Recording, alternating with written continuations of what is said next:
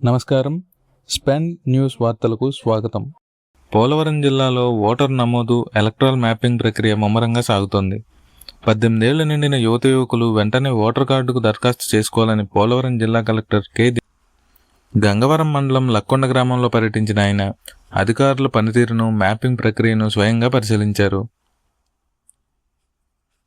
గ్రామంలో ఇంటింటికి వెళ్లి ఓటర్ ఎలక్ట్రల్ మ్యాపింగ్ ఏ విధంగా జరుగుతుందో ఆయన స్వయంగా పరిశీలించారు.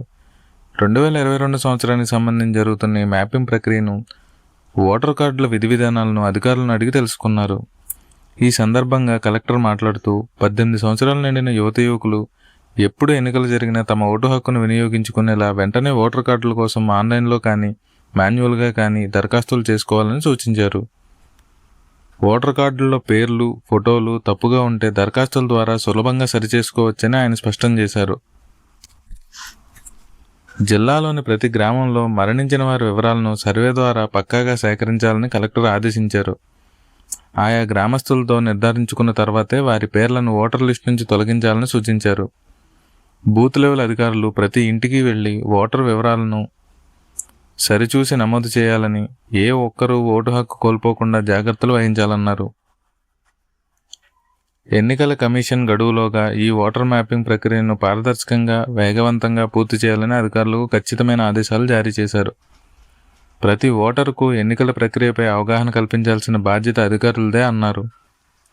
అదేవిధంగా స్థానికంగా ఉన్న మీసేవ కేంద్రాన్ని కూడా జిల్లా కలెక్టర్ ఆకస్మికంగా తనిఖీ చేశారు. ప్రజలకు మీసేవ ద్వారా వివిధ రకాల సేవలు ఏ విధంగా అందుతున్నాయో అడిగి తెలుసుకున్నారు. ఈ కార్యక్రమంలో జిల్లా రెవెన్యూ అధికారి పి. అంబేద్కర్, తహసీల్దార్ CH Srinivasarao, MPDO Lakshmanarao, election deputy తహసీల్దార్ సునీత తదితరులు పాల్గొన్నారు. ఇది పోలవరం జిల్లా గంగవరం మండలంలో కలెక్టర్ పర్యటన వివరాలు.